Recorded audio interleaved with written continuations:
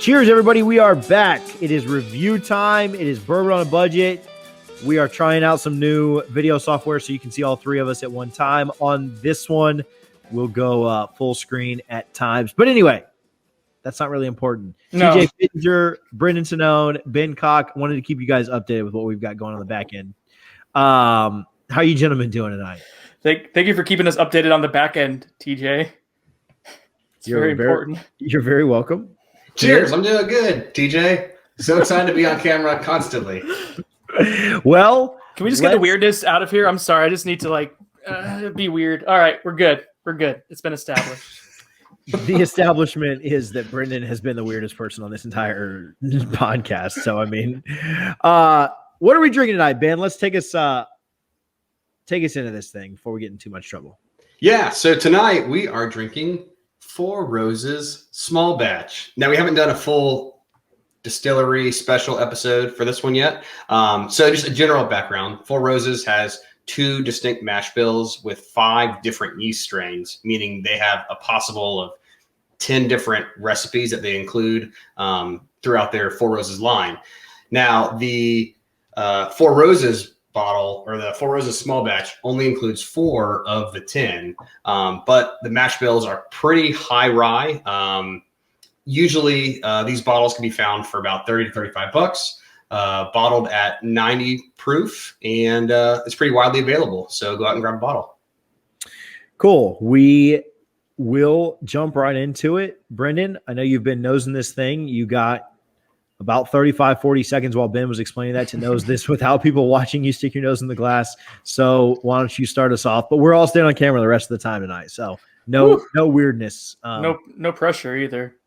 Lots of pressure, but it's all right. If I'm not mistaken, Ben, was this in your starter pack? Did this make the cut? I can't remember if it did or This was in my starter pack. Yeah, this was like one of the very few bottles that I was able to fit in for that $30 range. Financially, yeah. This was also in Ben's cabinet. This literal juice that we're drinking, because I went and got a sample today. And Brendan, that's right, starter pack. Yeah, that is my lovely handwriting pouring Brendan some as well. So.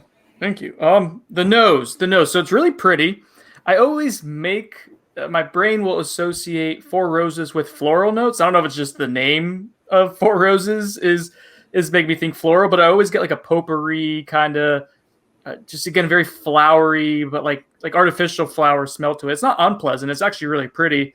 Vanilla, caramel. So it's just very standard bourbon, but like that. I don't know if it's the rye spice. I don't know if it's the yeast strains that they used. But like fruity and floral, apple as well for this. What about you, Ben? I definitely get a lot of like floral notes, not perfume, but a lot of floral. And I think that could be just because it's called Four Roses. So I'm interpreting that as such. TJ is rubbing his hands together vigorously, and that's all I can hear right now. It's great. Did you put bourbon on it? I put a little bit. Yeah, that's a way to do it. That's all I'm hearing. Yeah, now do that, and it is straight potpourri. Like it's straight flower. I think I did too much. Yeah, I believe you 100%. We should do ASMR. Yeah, definitely getting some citrus notes, and I think a lot of that floral comes from the high rye mash bill. Yeah, it's delicate. I'm pretty spot on. Oh, like a flower. I'm pretty spot on with you. On the nose, it's a pleasant nose though. Floral notes, good sweetness to the nose. Not a lot of spice that hits you with it. Ben, are you picking up on much spice there? I know that's your. No, I get more floral. I mean, there's a little bit, but certainly more floral. This is not one of the spicier bourbons we reviewed so far. Also, I will preface this: I have been sick for the past 4 days, so my palate's going to be pretty wrecked for most of these reviews. So I'm hearing a lot of excuses. All I'm saying is I just don't listen to me this week. This is a bad week for me to listen. I get a little of the pepperiness, TJ, especially after I did the hand rub thing. But now also my hands are sticky. But I do get a little peppery spice. But as you guys said, floral, fruity notes kind of take the cake, if you will. Take the cake. Ben, since your palate's wrecked, let's have you start it off with the taste. Yeah, so I get a little bit of oakiness, a little bit of sweet, but there's some citrus notes that come through at the end. A little bit of cherry, but I would say more more citrus, citrus and oak. Yeah, I get a lot of vanilla. I get some of the oak. Is there an age statement on this? There's not. The general idea is that it's no younger than 6, and there's said to have been sometimes some 8s, and with about an average of about 6.5. So there's no official age statement, but the general word on the street is about 6.5. The word in these bourbon streets. Yeah, I was going to say it's not. It's a little rough around the edges, right? So within the taste, not only do we get those flavors, but we also get, like Brendan likes to call it, that Kentucky hug, that little bit of Ben, like in that it fights him a little bit. It's not like overwhelming, but it's not as, for something that was around the same proof, it's not as smooth as the Buffalo Trace was, right? Is probably the way I would describe it when we're kind of comparing things back and forth. It's a little rougher around the edges. Brendan, some tastes coming out? I'm struggling to get any taste different than what you guys had mentioned. TJ, you mentioned the vanilla. I do get that prominently, much like I did on the nose. The oakiness that Ben mentioned for sure. So it's very classic, standard bourbon. I'm having a hard time. A little cherry differentiate. I'm having a hard time differentiating like anything else really distinct out of this. I will say the first thing I thought of, TJ, was sharp. So you said rough around the edges. My brain went to sharp, spiky. So similar. We're processing very similar things right now. Yeah. I also forgot to do this earlier, but this is the bottle we're reviewing. So I'm glad that the people watching get to see it. And I like Ben peeking around the corner. So small batch. Peeping Ben. If you're listening to the podcast, this makes no sense, but it's great. Yeah. I put the bottle up on the screen if you're listening. So that's why you should be watching, unless you're in your car, at which point, have to risk some life and stuff, but don't do that. How's it finish, guys? Ben, you started us off. You go with it. I don't say this is a flat finish by any means. It definitely sits with you for a little bit, but I'm not enjoying it. Like it's there. And I've said in the past, I like bourbon to fight me a little bit. This isn't the fight that I am necessarily enjoying. It's a little bitter, little spicy. And I usually like spice, but for me, it's just not hitting the right notes, in my opinion. Like I said, palate's blown up, so grain of salt. It does not taste like a grain of salt. It's not salty. I disagree with you there. Oh, my gosh. I'm with Ben. It's got like a little spice to it, little pepperiness, but it's not like I enjoyed that element with the rye that we did last week a ton, more than I thought I would. This is just kind of peeking ahead here. The cohesiveness, the complexity is probably not going to be great for me on this just because it goes in different directions, but not in a way that's super pleasant. I'm having a hard time picking up anything other than like 2 or 3 notes on this. Again, the vanilla, the oakiness, a little bit of a Coca-Cola kind of burn. And, sometimes like a bubbly Coke, especially like a McDonald's or something, will kind of give you a little burn. Some of that with the same flavor and vibe, but not really anything too noticeable or spectacular. Nothing different out of this one. Yeah. I think that the vanilla comes through strong on the front, and then the back end is just nothing but like pepper to me. And there's not a lot. There's not a lot that when we talk about cohesiveness, there's not a lot that transitions there. It's just kind of like very sweet on the front and very peppery on the back. So it's a lot of what I get from it. Sorry, real quick, banana on the nose. I just got that. It's something new, different. Just a little banana there. Not a big banana, just a little one. Ooh, your area of expertise. Yeah, I don't really get that very much. He's a fruit connoisseur, Ben. Sheesh. The power of suggestion is so high. So it's almost like if you say it, like Ben and I may or may not pick it up. I guess I get it a little bit now that, people say that. I was actually Brendan and I were both on it. We were on a Zoom call with Freddie No. Shout out to Southwest Florida Bourbon Society. We were on a Zoom call with Freddie No the other day, and they asked him what he was picking up as far as tasting notes go on what they were drinking. And he said, I don't like to tell people because if I tell you, that's what you're going to think you're drinking. So the power of suggestion is insane, and we should probably do an entire episode on that. All right. Now that we are 10 minutes into talking about this thing, let's rate it. Brendan, I feel like I start with Ben a ton. Let's start with you and let's get into this nose. Yeah, what's up with that? Teacher's pet. 1.25 out of 2 on the nose. So we're going with the scoring system. Nose is 2, taste is 4, finish is 1 point, cohesiveness, complexity 1 combined, and then value 2. And that gives us overall out of 10. Nose, yeah, 1.25. It's average, maybe slightly above average. It's pretty. To me, it's the best part of this though. Is the nose. Ben? Yeah, I don't know. I feel like I'm gonna upset some people with this review. I am not super on board. I love the single barrel, but I'm probably gonna lean at 0.75 here. It's not anything 0.75. right. Yeah, I'm going to go. I'm on board with Brendan here. Actually, I'm going to go even a little bit higher. I do think it's the best thing about this. I'm going to go 1.5. I think it's a very pleasant nose. It's hearty. A lot of the sweetness that I like. It's not super complex or anything, but I think it's an above average nose. Ben, you can start out with taste. Let's go from the bottom to the top then, because I know you're going to be lower than everyone else.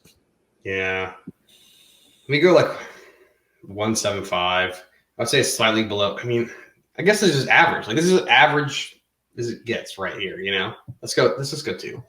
2. All right, I thought you'd be. Brendan? Yeah. I had 1.75, so I'm right there with Ben. Hey, quick story. I don't know if I told this in the last one, and I promise it will be quick. I really found out that I liked bourbon neat through Four Roses single barrel at a whiskey bar I was at, and the bartender picked it out specifically when I kind of told him what I liked at that point. It was just Gentleman Jack and nothing else really. Jack Daniel's Gentleman Jack, and he's like, oh, let's see if we can do something a little bit better than Gentleman Jack. He got Four Roses single barrel. I loved it so much. I went to go buy a bottle. I didn't know the difference between single barrel, small batch, whatever. I bought a Four Roses small batch and was really disappointed because it was completely different than the bourbon that I thought I fell in love with. So Yeah. a negative vibes on this drink that Ben recommended for us. Thanks, Ben. Thanks a lot, Ben. It deserves to be on here. It deserves to be on here. You are sticking with 1.75, Brendan. Is that right? Yes. Yep. 1.75. Sorry, I got on a tangent. 1.75. I'm going to go on this taste. I like the sweetness that comes from it. So I'm going to go 2.25. Whoa.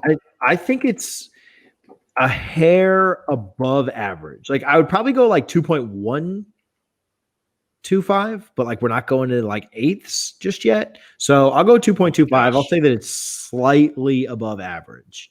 I'll keep going though. The finish is where it completely falls flat for me. I'll give it a 1/4 point because there's some pepperiness there it's not great, but there is a finish there. I just don't love it. So it's a below average finish. I'm giving it 0.25. Brendan, your turn there. Same 0.25, the exact same reasons you said, DJ. The pepperiness is nice. Other than that little oakiness, it's meh. Yeah. Ben? Yeah, I'll keep it the same. 0.25. Cohesiveness and complexity. We'll snake it back. Ben, your turn. 0.5. Average.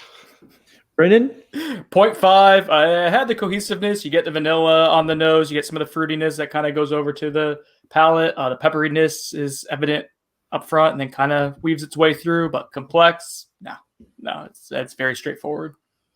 Make it an even 0.5 all the way around. Bringing our totals to Ben, 3.5 out of 8. Oof. Brendan, slightly better, 3.75 out of 8. And then myself with a whopping 4.5 out of 8. So I call this slightly above average, probably because I overrated the nose. And by the refresher, Ben suggested that newcomers to bourbon buy this. And he gave it the lowest 100%. Score. Just because we don't like it does not mean it's bad bourbon.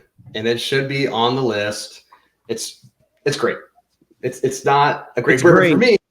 But it's great for beginners. This is terrible. I'm just saying. Back up your 3.5 out of 8 with your $30 to $35 bottle. What kind of value are you giving this thing, Ben? This is above average value. It's from a major distillery. It's not their bottom of the shelf line. Right now I'm between 1.25 and 1.5. You gave Double Rye a 1.5 last week. Values 2 okay. Points. I'm going 1.25 then.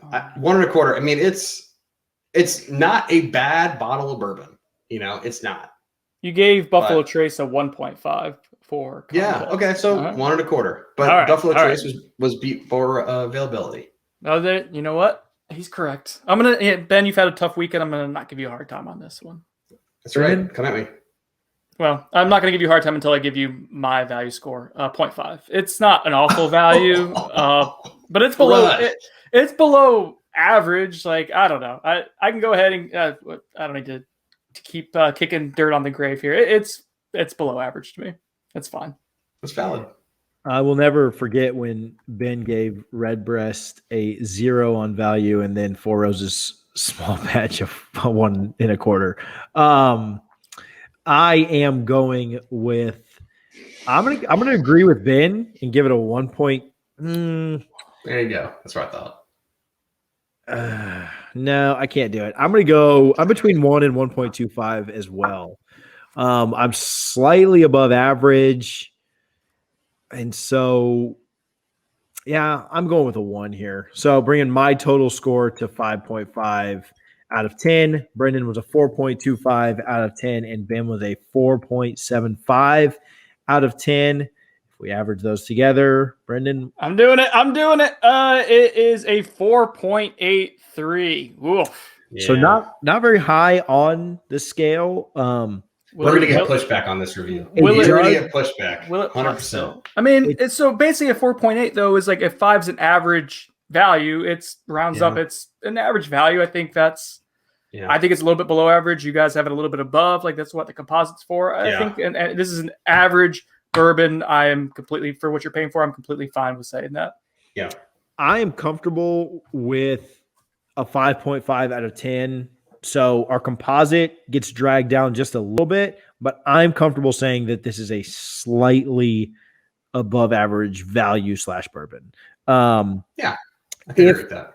Brendan, I know what Ben's answer is. If you're new into bourbon and you want something below average, you should buy this. So according to Ben, if you are anyone else though, you shouldn't buy this. Brendan, is this a buy or no buy? When I was early on, a no buy for me personally, but like I think some people would probably enjoy it, so I wouldn't be like, no, absolutely not. For me, I found it to be disappointing early on in my bourbon journey, but I think you do a lot worse than this too. On a serious note, Ben, what do you think? Yeah, I would totally agree that you can do a lot worse at this price point. And this is the stepping stone to get to your, $50 single barrel. But you don't want to spend that money yet. That's why it's great for the beginner. So I stand by my beginner recommendation. It will not make our top 5. So I get to keep this week the same. Top 5 for the Bourbon Big Board composite remains the same. Whew. If you can find Four Roses single barrel for $45, $44.99, at times you can find it for $40 at like Costco or maybe even below $40 at Costco. Just go ahead and buy the single barrel because that's the one that's elite. If you can find this at Costco, which sometimes it is there, for less than $30, what's it like $27 at times, Ben? That's where I got it at, yeah. That's probably about the sweet spot for it. And don't forget the small batch select, which how much is that going to run? That's like 60. That's more than like 60. Okay. Yeah. It is superior. That's supposed to be a hitter. I have that one we can share with you guys if needed. But yeah, that one is superior to this one. It is much better. But we need to do the Four Roses single barrel, TJ. I think that's something that we should do because that is a banger at the price. That's phenomenal. And I think that's someone that like newbies or vets can all appreciate. Yeah, I think we will really enjoy that one. And I think it'll give those top couple that we've got up there, those above 7s, a run for its money. So thank you for checking out this review of Four Roses small batch. If you could follow us on social media, search Bourbon on a Budget, we would certainly appreciate it. If you could subscribe and smash the thumbs up button while you're watching or listening to this, we would appreciate that as well. Tag us in your posts on social media. We enjoy interacting with you guys. The engagement has been incredible the last few weeks. We've gotten to a point, I was talking to Ben about it today, where people are tagging us when they're having their nightly drinks and stuff like that. So we really appreciate it. And, tag us, baby. We will continue to drink bourbon in front of you guys. So other than that, you guys have a good night. Cheers. Cheers. Cheers.